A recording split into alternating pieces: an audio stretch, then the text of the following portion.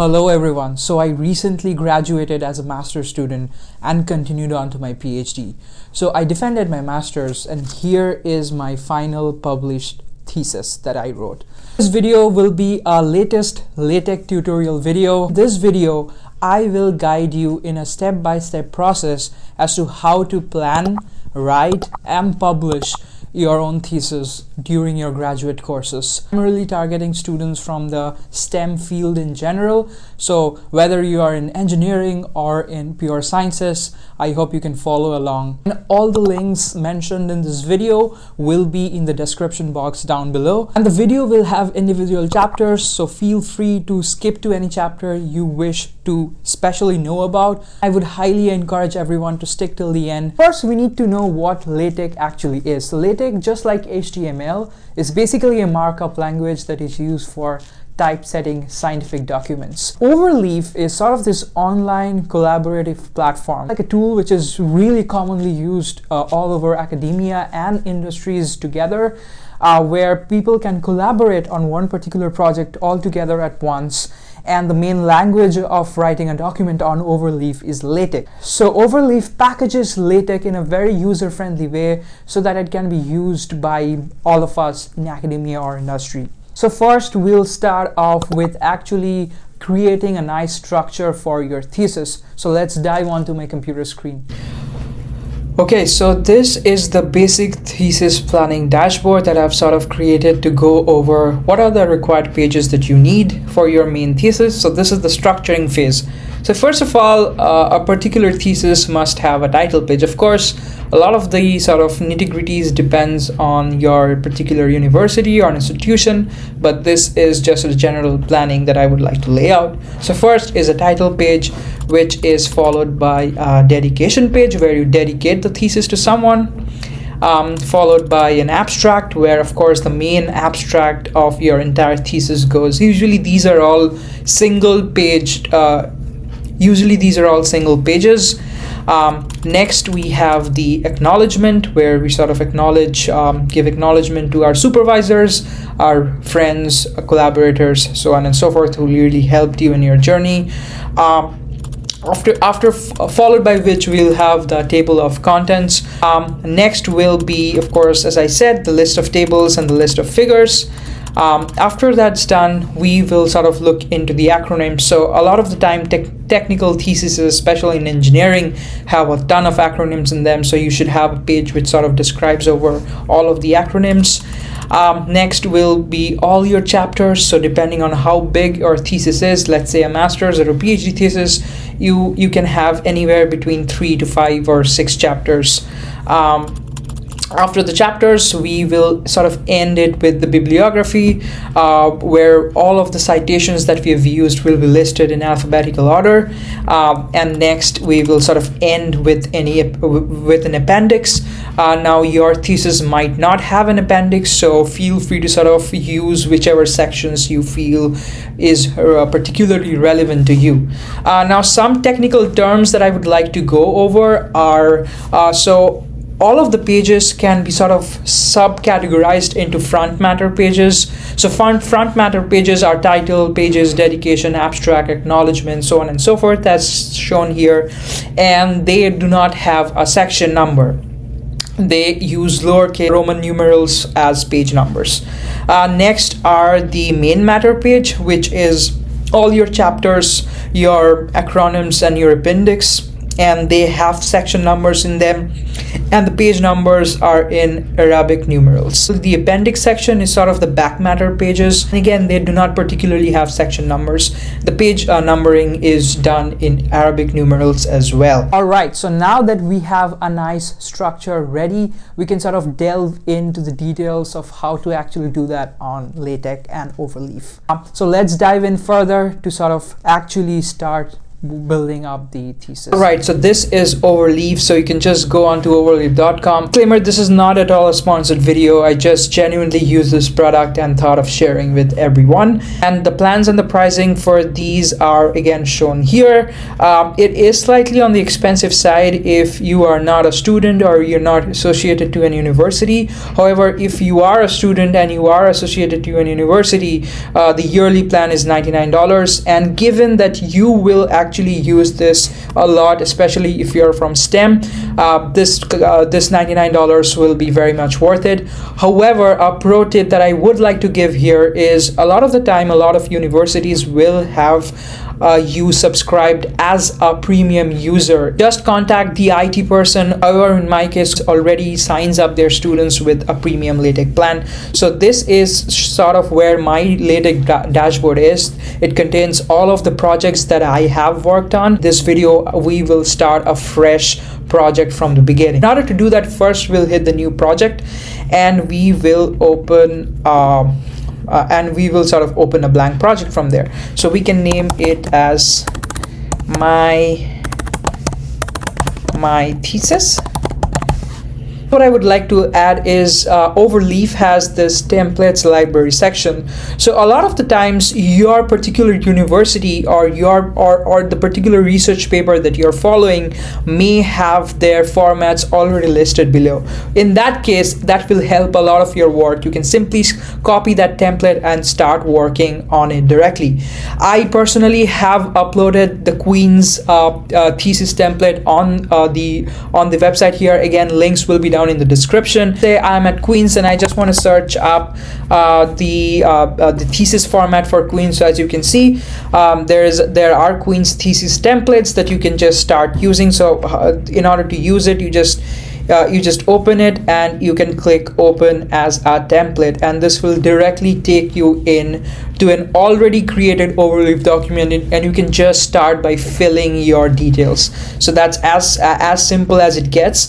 There are a ton of options to choose from over here. For example, if you want to write an academic journal, you can just hit academic journal and select your particular journal that you're interested in, and this really saves a ton of time. So as I showed, I just opened this blank document over here and named it my thesis, so that automatically appears as a title here. This is a thesis, so this needs to be in a different format. So the first and primary thing that you want to edit over here is the document class. So I don't want it as an article, I want it as a thesis. So thesis, the closest one will be a report. So as soon as I hit report, and also over here you can input the font size that is prescribed by your institution. For example, in my case, the font size that I followed was 12 points.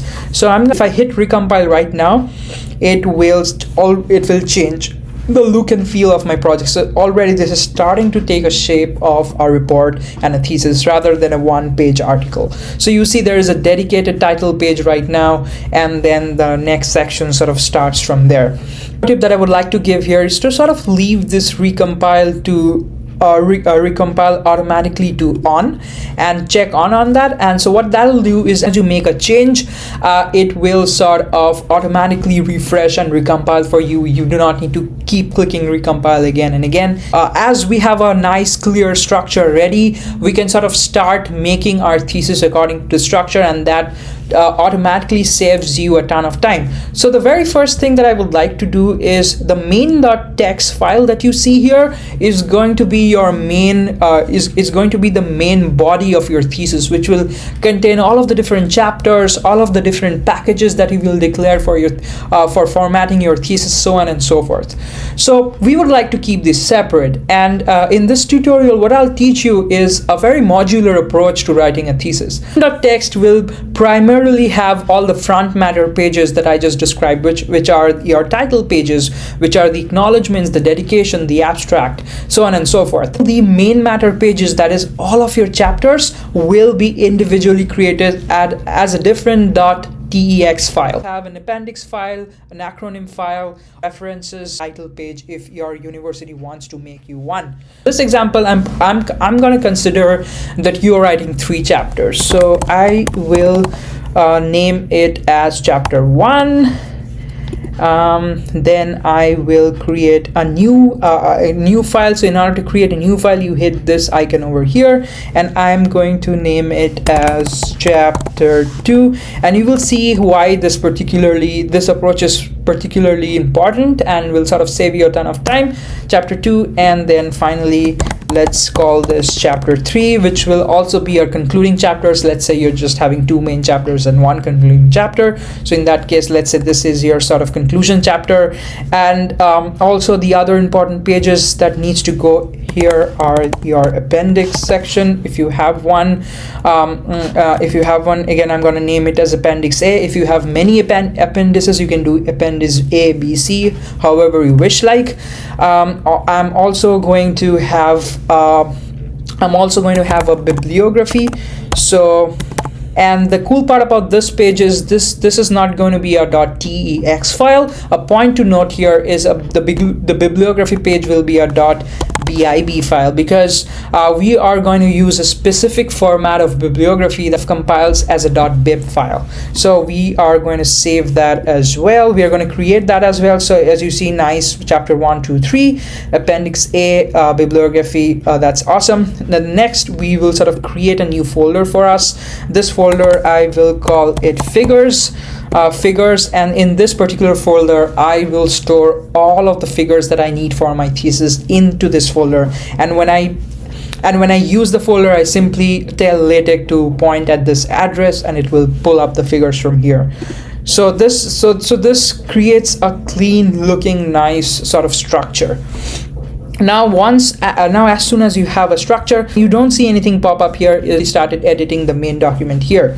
Okay, so title. So title, I could give, you can input your thesis title goes here. So this is your thesis title that will go here, your author name, date, so on and so forth. For now I'm just assuming this basic title page is enough for you. We'll have a section where I teach you how to make a dedicated title page. However, I think this is fine enough. The begin and the end document section, basically where you'll have all of the important chapters. Now, in order to do this, what I'll do is I will include all of the chapters. As I type in include, all of the chapters start showing up. So first I'll start with chapter 1, chapter 2 now, and then finally we could sort of end this with chapter 3 here. You can sort of input the appendix section. Also need to write the bibliography section,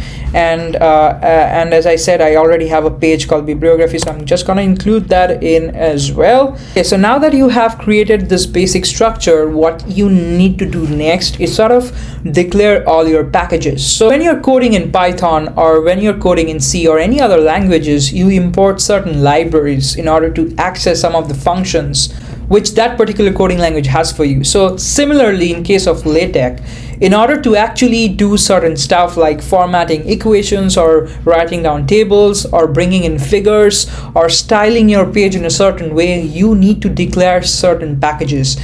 I've sort of compiled a list of packages that sort of styles your thesis in a professional way. Are just simply going to import them together, and this will sort of make our life so much easier. So I just pasted a bunch of packages. Again, these are sort of like libraries that you can inherit certain features from, and links to this detailed tutorial will be down in the description, so you can just go ahead and copy all of the packages from there. You do not need to type them again. So right now, as you can see, your document is still pretty empty.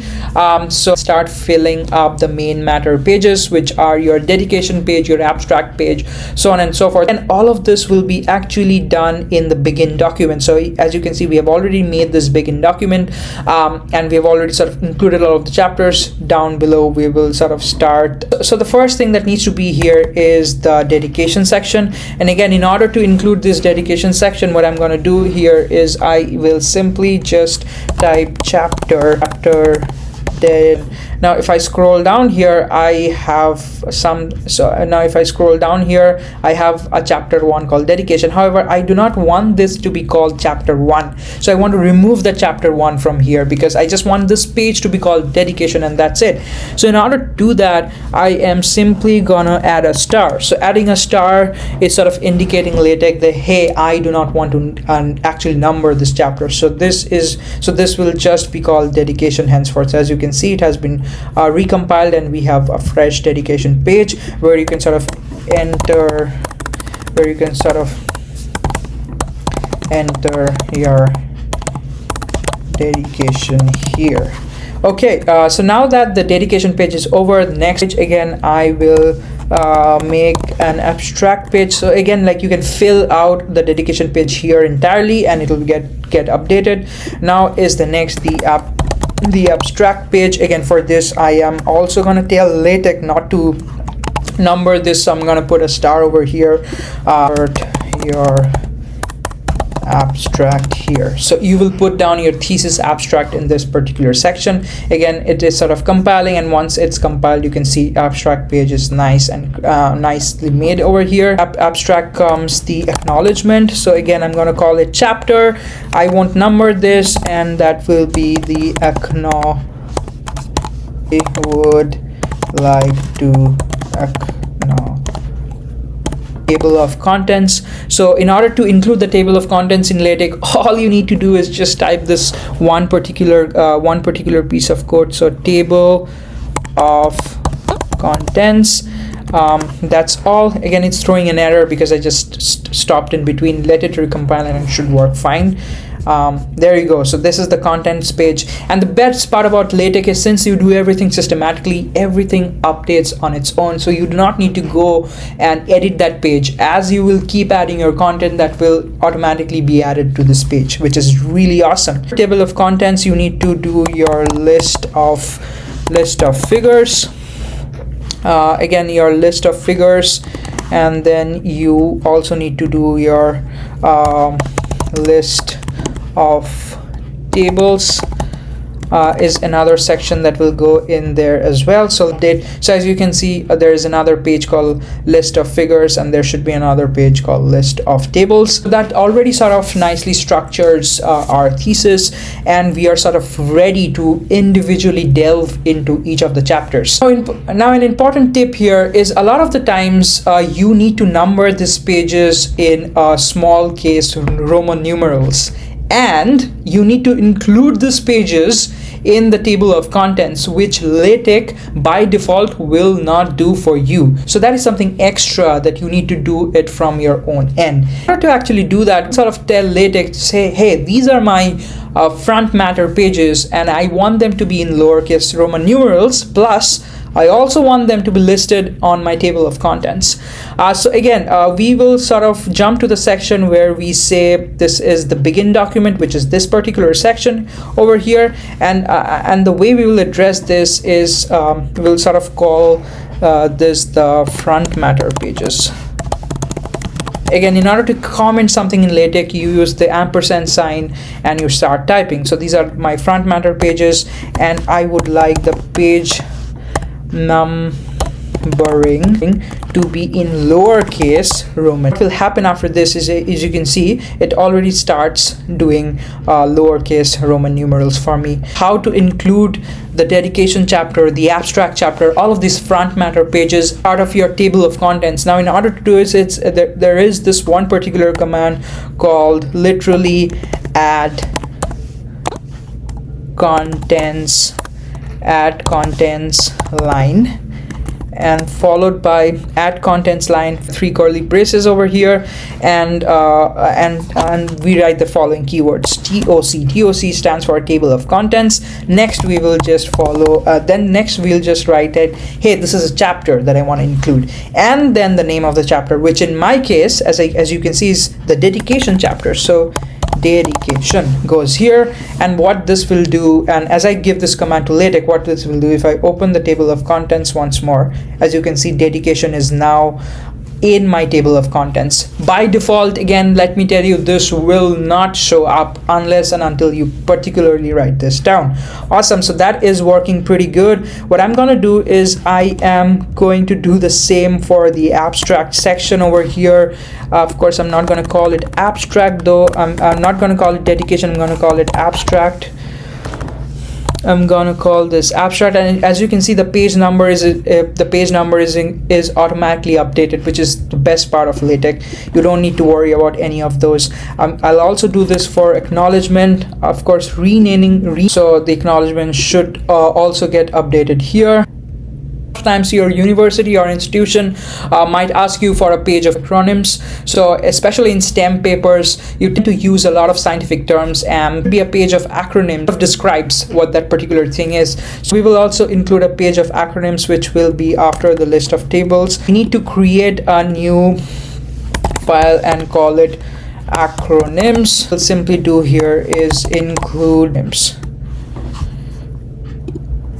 Okay, awesome. We'll come to the acronym section and set up the acronym page. So again, I do not want the acronym to be called chapter 1 because that is clearly not chapter 1. So in order to again let LaTeX know that, hey, this is not chapter 1, we need to use the star symbol after writing chapter and actually name this particular chapter. So this is called acronyms. So once I do this, this will create a new page naming it acronyms. I particularly want this page to not show any page numbers. So I will particularly write that this page style and say no header or footer. So what we'll do is this will ensure that this page does not have to actually declare a list of acronyms. You need to use the begin command, and this starts with acronyms. Again, for this you need to actually use a special package that I mentioned before, and all of the packages will be declared here, so you don't need to worry about it. So now that we start this, now that we begin this acronym package, we also need to end this, otherwise this will keep showing me the error. So okay, there you go, awesome. And here what you do is you list out all of the acronyms. Now in order to actually list all of the acronyms, what you need to do is use the short form acro, and the first curly bracket you short form. So let's say I'm doing an astronomy based paper, so I'm going to write ALMA. ALMA is a famous radio telescope in Chile, and the full form is the Atacama Large Millimeter Telescope. So this is my first acronym. I can also do another acronym, and I don't know, maybe RAM, which is Random Access Memory. So once I have that written down, as I scroll down below, you will see that you'll have a new page called acronym without any header, footer, and this will sort of list all your acronyms below.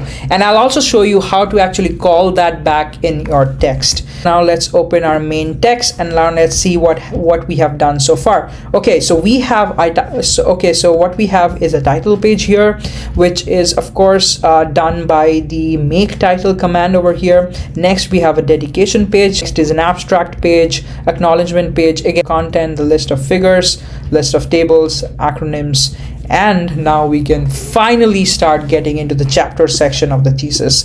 To actually write an individual chapter, what all you need to do is sort of click on the text file that we sort of created for chapter 1 and start telling LaTeX that, hey, this is a chapter. And remember, from now onwards we are going to number each of the chapters by 1, 2, 3, 4, so on and so forth. So in order to do that, I'm going to write this chapter, and this will be called as chapter 1, and you can put whatever name you feel like. I'm just telling you as chapter 1 name, and then I'm also going to use a label called chapter 1, and it's sort of throwing me an error because it sometimes takes a lot of time compiling, and if the error keeps on continuing, just clear the cached files and just refresh your page. And most of the times what happens is this will sort of clear any of the junk, and you have the name of chapter 1, and you have also sort of labeled it as CH1. You can literally start typing individual sections of this particular chapter. So let's say I have a section which is called section 1, and I'm going to call this introduction. And I'm going to call it introduction. In the sections as you would want to. So this is section 1, which is called introduction. You can insert your text here. Again, it's sort of not compiling. Sometimes this is a common issue, especially when the server is sort of overloaded. The best part is to clear the cache and sort of refresh the page, and for most of the time that should solve issues. So here we go. So chapter 1, section 1, introduction. Nice, clean. No need to worry about any formatting, center, justification, left, right, justification. LaTeX does that automatically, which is really cool. Next, your chapters can also have subsections. So in order to actually do a subsection, you can use the command subsection, and you can name the subsection here. So I'm going to just, and it automatically numbers that particular subsection for you. So 1.1, 1.1.1. So it already does all of that for you. You can start your subsection here. Fill it up as you would need. Again, I'm going to repeat this for the next chapter, for chapter 3, calling it chapter 3 name. Also similarly, I would need to do a similar thing for the appendix section as well. This will be a chapter, and this will have title of the appendix, and as a label, I'm just gonna call it chap append. This is the appendix section. Cool. Okay, so now mistake that I just noticed here is these are still in Roman numbers, and once you're at the main matter pages, you need to ensure that they are no more in Roman numbers but just in Arabic style numbers. So again, in order to do all of those formatting tasks, I will go back to the text file, and over here I just need to let LaTeX know, hey, I no longer want to use lowercase Roman numerals. I want to number them by Arabic style. Command page numbering once more, and this time it will be Arabic, right? So with that change, what happens, as you will see as it compiles, it should start showing you in Arabics. So 1, 2, 3, and 4. And again, no surprise, all of this is dynamically updated in your table of contents, so saves a lot of time. Your table of content is nice and sort of updated in this fashion. Cool. So next we will sort of learn how to import figures in your thesis, which I'm going to insert a figure in chapter 1. Now in order to do that, what I will simply do is we have already created a folder called figures, and we will put all our figures in this one particular folder. Again, this helps to keep the whole process a lot organized. So I'm going to click on figures, and then I'm going to click this upload button over here, and I'm going to select from computer, or you can simply drag and drop your folder. So let's say I'm going to use this image of LaTeX over here. I'm going to open it. It will upload and keep the way it is. I now want to bring this figure in my particular text. So what I'm going to do here is I'm going to use this set of commands. So begin. And you can see there are many options that you have under begin. So what I want to insert here is the figure option. So when I press this and I hit enter, LaTeX Overleaf does all of this automatically. So it centers the figure, it gives a caption, it gives a label, it ends figure. And then in this case, I want to insert a figure called LaTeX figure 1. I'm gonna let this recompile. Again, as you can see, the file addressing is pretty simple. Figures folder, and the file itself is called LaTeX fig1.png. And as soon as I do it, you can sort of see it here. But one thing, if you one thing if you noticed here or not, this I actually wanted to put this figure under section 1, but for some reason, just because the size of the figure is so big, LaTeX by default sort of sends it to a fresh page. Now, in order to address this particular issue, what you can do here is you can tell LaTeX, hey, I want the figure in this page and only because I want it under section 1 and not under subsection 1. So in order to address this, what you can simply first of all use square brackets and tell LaTeX that I want my figure here. In order to tell LaTeX I want my figure here, you're going to use the keyword H. So H stands for here. It will sort of try to adjust the figure, and depending on if it can center it over there, it will try to do it. Clearly this doesn't work because I think my figure is too big to sort of fit there. Next, what I'll try to do is I'll try to adjust the width and the height of my figure. So if I do width equals to, let's say, 0.3 inches and my height equals to 0.3 inches, then this should probably fix the issue. Let's see if that compiles. Again, these are practical issues that you might face. Okay, there you go. It already sort of solves that issue for us. So if we change the width and the height, it sort of puts that figure in under section 1 and not under section 2. The other thing that you can do here is also, other than H, you can also use T. T stands for top, so it will put the figure at the top of your page, depending on where spaces are available. So in this case, it cannot put this at the top because I have this text called section 1, so it sort of sends it to the new page and puts it at the top. But I still would like to keep it here. In cases, what happens is if you have a bunch of text and if you just tell LaTeX to use uppercase H and sort of tell it to put the figure there, a lot of the times it will just miss it. It's not that smart enough to sort of optimize it well, and it will keep sending it to a different page.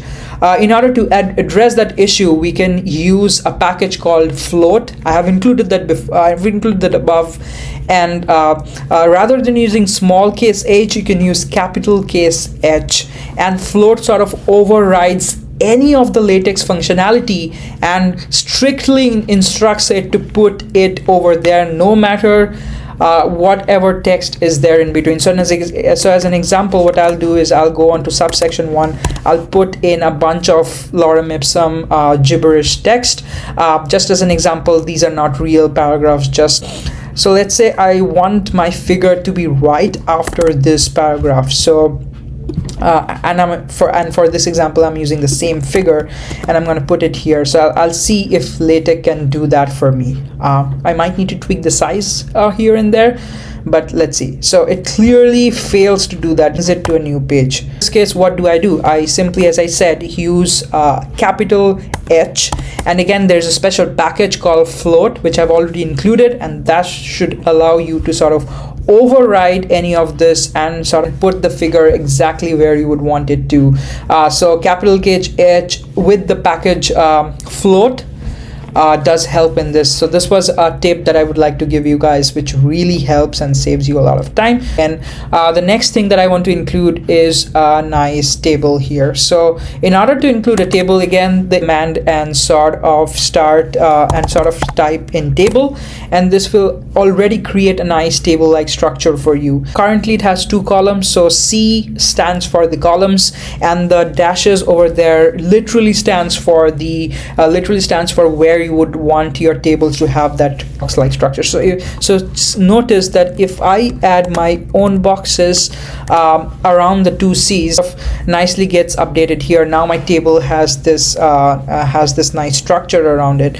Giving it a shape, I need a line. I need a horizontal line at the top, which sort of again will make this nice boundary. As you can see at the top, it makes this nice boundary. Over here again there are 2 columns, so nothing more to show there. Now I want to start with naming the columns. So column 1 goes there, and in order to hop onto the next column, I'm going to use an ampersand sign and call it column 2.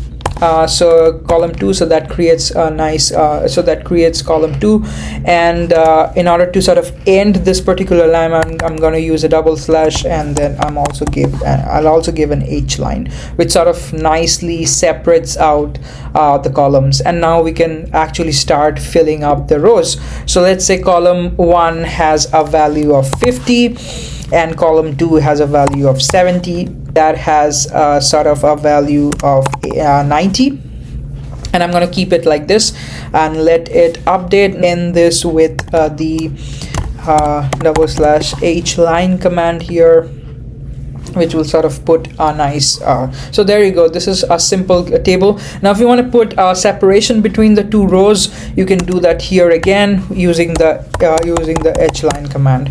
So that will sort of create a separation between the two rows. You can name your you can sort of change the caption of the table here just by typing something under the caption curly braces, and that will sort of update that particular caption for you. Fine. So here you can see a simple table. So creating tables in LaTeX is really simple. Have a table which uses multiple rows and columns. So again I'll begin with the begin table and end table and let LaTeX do everything automatically. But what I will add here is basically this new command called multirow or multicolumn, depending on how you want to structure it, and then how many columns do you want or how many sub rows do you want. So for example, in this case for part A, I want A to occupy 2 rows. So in that case I'll just write 2. I want this for A. Now for B, I want 2 columns, 2 sub columns, and then I use the C over here for indicating 2 columns.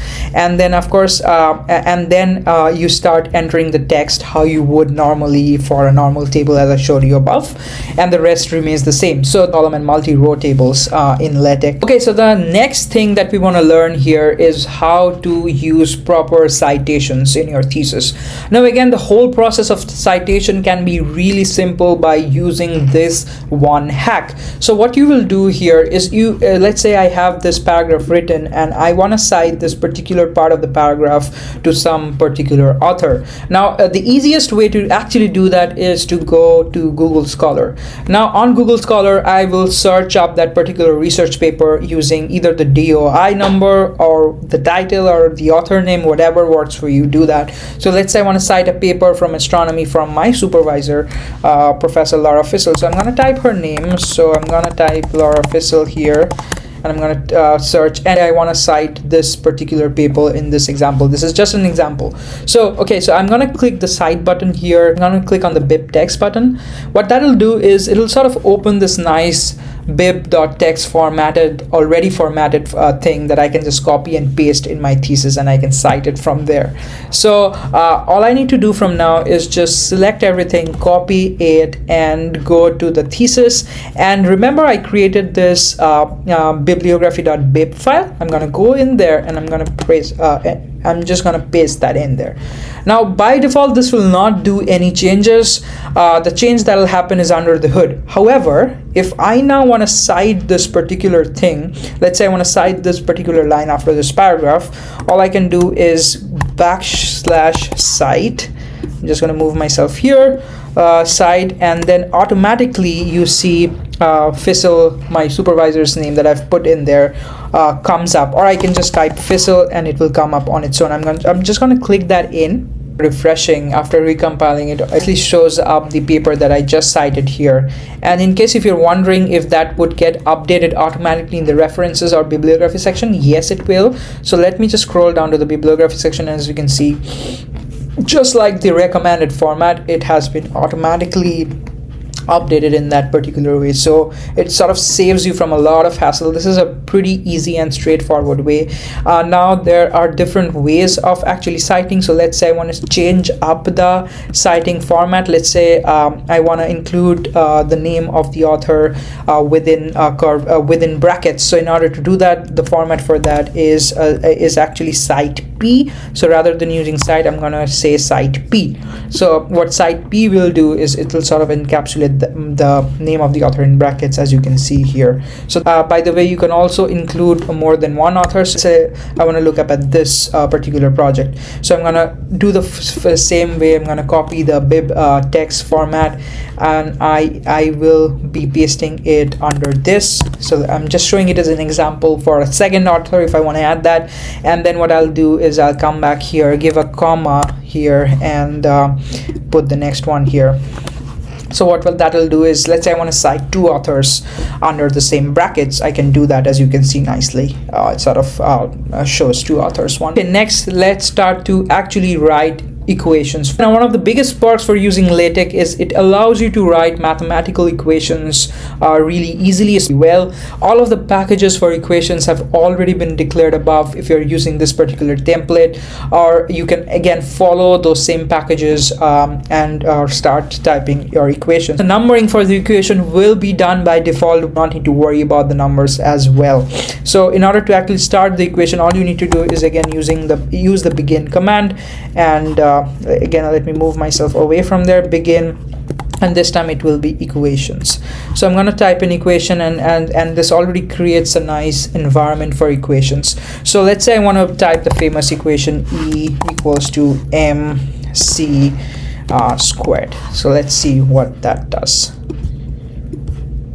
So as you can see, it's sort of compiling. So beautiful. So it already nicely formats the equation for you at the center and gives you a number. So this number will change depending on the section and depending on the number of equations you have. I'm just showing a simple example here. Now learning the different styles for this equation is another thing. It comes with practice. So let's say I just want to type in another equation in this case. So let's say I just want to type basic proportion equation. Doesn't mean anything, but I'm just showing it as an example. C by D. So let's say I'm saying A by B, A is to B is equals to C is to D. Just a basic example. So it sort of does all of this nicely for you. And again, as you can see, the number automatically changed.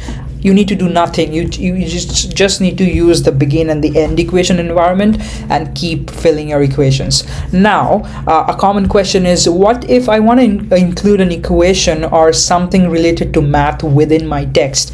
And in order to actually do that, let's say I want to include something over here. So the way I'll do it is I'll use these two symbols for this, the dollar symbols, and I can do the same thing. E equals to mc squared.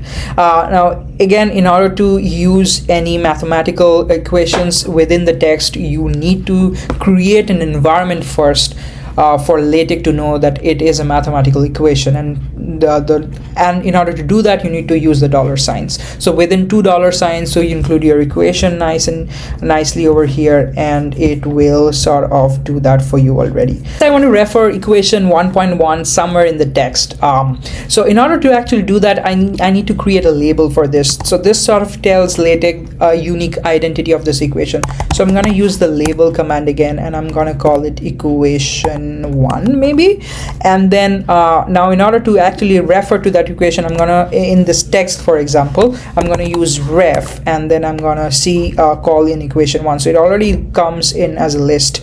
So all of the names that I put within this label command comes in this reference command over here. So I'm just gonna click on equation 1, wait for it to sort of recompile itself, and after that what you'll see here is it sort of shows up as 1.1. Also refer a particular chapter here. So let's refer chapter, let it refresh, and as you can see, chapter 2 is sort of highlighted here. And now if I press on this, it should take me directly to chapter 2. So that's awesome. The hyperlinks are already baked into it, so you do not need to do anything from your own end. Okay, now let's say you want to introduce a hyperlink to your text. It could be for any reason. So in order to do that, you could literally use the command href. So href sort of takes in two inputs. What will be the actual link, and the second one will be the name that you want to display for that link.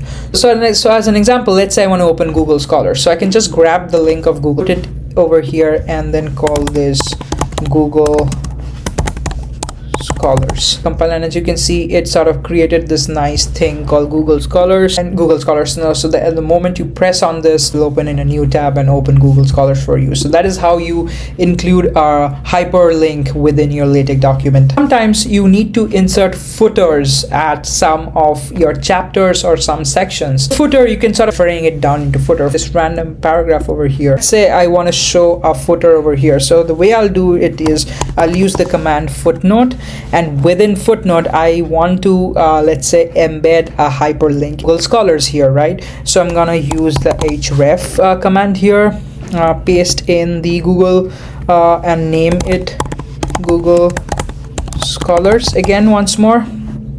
And what this will do here is it will sort of create this nice looking footnote for me. So over here in my text it shows 1. If I click on 1, it will open the footnote with that particular link given in it. So and you can sort of explain whatever you want here, and depending on the number of footnotes, the footnotes will dynamically change the numbers. So let's sort of step back a little and see how far our thesis has come so far, or at least this demo thesis has come so far. So we have a title page over here, we have a nice dedication page, an abstract page, acknowledgement page. Again, all of these pages are in lowercase Roman numerals. A contents page which also has the above sections that I just discussed here, again in Roman numerals. List of tables, list of figures. Again, the beautiful part about it is all of the tables just automatically comes up here with its page numbers. You do not need to do that manually. I have the list of figures as well. I have the acronyms. I have the chapters, so sections, subsections, inserting figures at what parts you want, citing equations exactly the way you want, including footnotes and also including hyperlinks. In tables, both multicolumn and or single simple column tables. So we have gone over all of this. So you want to use a particular acronym before. So we had ALMA as an acronym. So use ALMA over here, right? The way I would do here is again use the AC full form and just type in ALMA. Remember that it should match up with the way you declared it above. So as soon as I do here, let me go up, and as you can see ALMA. Not only that, it comes with the full form as well as the acronym in brackets. So already does all of the formatting for you. A good way to use acronyms. Remember, before using this acronyms, you need to have a dedicated page called acronyms or wherever you want to do it, and you need to begin and end this acronym environment and list your acronyms. Only then it will sort of work in conjunction with this. Other thing that I would like to address in this video is something to do with the title page. Now, a lot of the times your university or institution will want you to make a title page based on their requirements, so that might be different from what you're looking here. For example, I'm at Queen's, and Queen's has a very strict guideline of making your title page in this particular format, and it might vary depending on the organization or the institution you're at. So in order to actually make a custom title page for yourself, first of all, make a new document called titlepage.text. So let me move myself away from here, and I'm gonna name this title ex file. I'm gonna make this title page here, and I'm gonna start filling up the title page. And see the changes in the right panel. We need to make a few changes first, because remember, this is sort of showing the title that we had by default, right? Which is this, which we do not want. So in order to get rid of that, what we will do here is we delete this. We will also delete the make title command. Do here is under the begin section. Under the begin section over here, what we'll do here is we will sort of under the begin document section, we will sort of include a new page, and this page will be the title page.text. So of course this won't show up automatically because our title page.text is empty, but we need to fill that up. In order to fill that up, we'll of course start with the begin command and call this and also end the title page environment. So begin and end title page environment. Now once you're within the title page environment, you need all of your title to be at the center, right? So in order to do that, what we'll sort of do is we will sort of begin the center environment, right?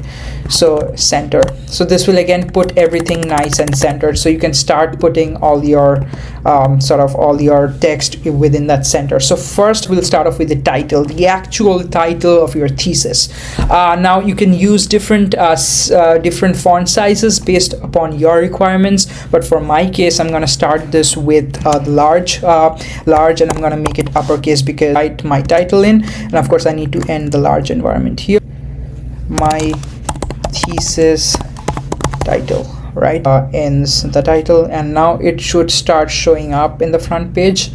Yeah, there you go. It sort of shows up nicely in the front page. Now after the title, I need to give some vertical space. Again, The details of a format will vary. For my case, I need to give some vertical space. That is usually how pages are. So in my case, I will give a space of 1.5 centimeters, and then I will write that this is by, then followed by a little bit more of V space. The specifics of the V space will vary depending on your institution. And then you need to write the name of the author. Again, I'll use the large. I'll sort of use the large environment here again once more, and author I include which is me in this case, and that will be, let's say, Mayuk Bakchi. My name goes in there, and then I will also give a little bit more of a V space after this. The general text. So for this general text, I want to use a normal size environment. The thesis submitted to blah blah blah, depending on where you are. And again, I will be using a little bit more of V space after this. Again, I'm just showing you a way to custom write a front page, and I will sort of write the name of my university, which is Queen's.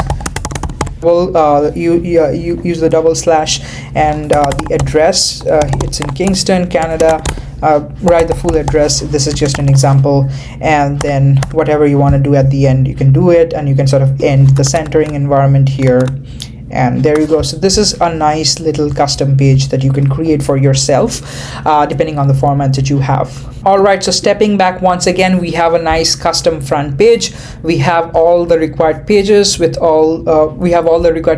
the chapters and everything inbuilt. So our thesis is already looking pretty good, and you can continue building upon this. This will sort of give you a nice structure. Okay, so hopefully that was a useful video, and you guys took some important advices and tips from it. I really hope that it sort of helps you in your journey towards writing a nice thesis. And as promised, I have my thesis template down in the description. Feel free to use that. For someone graduating from Queen's, it should ideally help you really well. If you have any questions or suggestions, please comment them down below, and I will catch you guys in the next one.